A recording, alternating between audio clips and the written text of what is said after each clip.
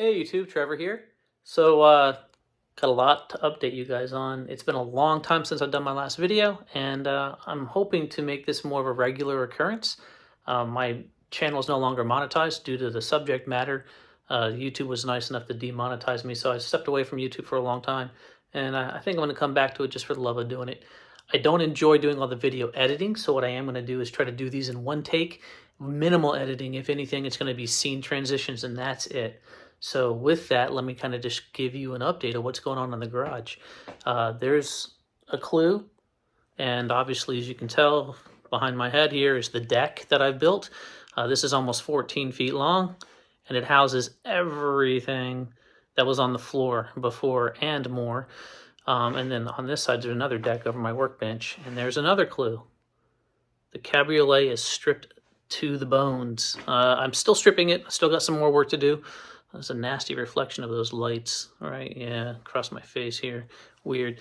But yeah, workbench all organized and cleaned. Rear quarter of the car, and as you can see, the Cabriolet is, she's gutted. So let's go ahead and flip the camera around and I can walk you through what I've done so far.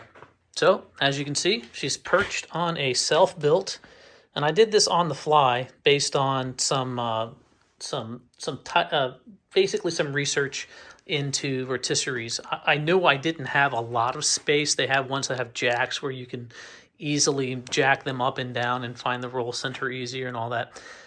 I didn't have the money to do that, so I just went ahead and bought all the supplies and built one myself. The only complex part was the piece here, this round dial with the indexed holes that was Sin-Cut Sind, and both plates, one on each end, I think was like $22 or $23.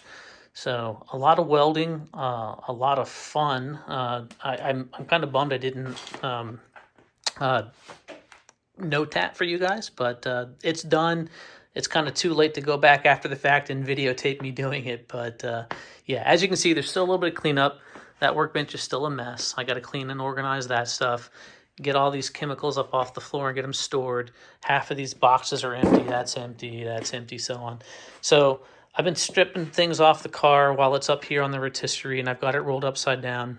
And about the only thing really left to do, remove the steering rack, the brake booster, and master cylinder. All the lines are broken free. I just need to basically pull those things out, and that'll be done tonight along with all the engine wiring. So all this wiring is going to get pushed back into where it belongs, either pulled out the front or pulled in through the cabin here. As you can see, I'm basically investigating where's all my rust, and you'll see it all in a second, but these floor pans are looking really, really good. There's some surface rust on the cross members for the seats. That's not terrible. I can knock most of that down, treat it with phosphoric acid. But yeah, pulling all these wires is tonight's chore. So, but yeah, there's a windshield. That was fun to cut out. Kind of wish I'd have videotaped that, but I didn't. Main thing left here is so before I pull all this wiring out of the dash, I'm going to go ahead and pull these seat belts, pull that seat belt. I already pulled the rear one here. It was a nightmare, but figured out the process to move forward. So yeah, I'll get these seat belts pulled. I'll get everything boxed up and all this interior stuff that's going to be categorized and bagged and boxed. I'll label most of this stuff as I'm going ahead and pulling all the harnesses and all that through the firewall. But for the most part, she's in decent shape. I mean, it's to be expected. It's a 92. This rear quarter is going to come in clutch because there's a lot of complex stuff going on in this rear quarter. Okay, you've got this outer shell. You've got the inner shell. The inner shell is no longer made. I can't even get hold of these parts. You've got an inner strut tower brace, an inner shell. There's like 5 different components that all weld together in this one area, and that's exactly what's rusted out on this thing. Found something I knew was going to be an issue, but didn't think it was this bad, and that's this tail section. Remember, the paint job looked terrible. Remember this stuff right here I was notating before in previous video? Well, yeah, it's rusted through in spots pretty badly. So there's a lot of damage. There's a lot of Bondo here. I got a paint thickness gauge. Bought myself a paint thickness gauge, and it's basically a probe, and it senses the metal underneath and tells you how many mils of thickness. Well, right about here, there's a big hole where somebody had kind of gotten a dent in it, and you can tell it'd been in an accident because this wrinkle right here is bashed in. That should not be bashed in, and it's creased, and the paint is peeling. And if you come back here, you can see where people had been hammering on it. So there's a good amount of Bondo right here that I'm going to discover when I go to strip the paint off. But yeah, the rocker rust that I was searching for, I don't know if you guys remember, I noted all that problem area. Well, it gets bad. So that rear quarter, I'm going to end up using the whole thing. But this rocker rust is terrible. At first, I thought it was just in the jam, but it's not. It went through, and there's a, I mean, I can put my hand in the rocker.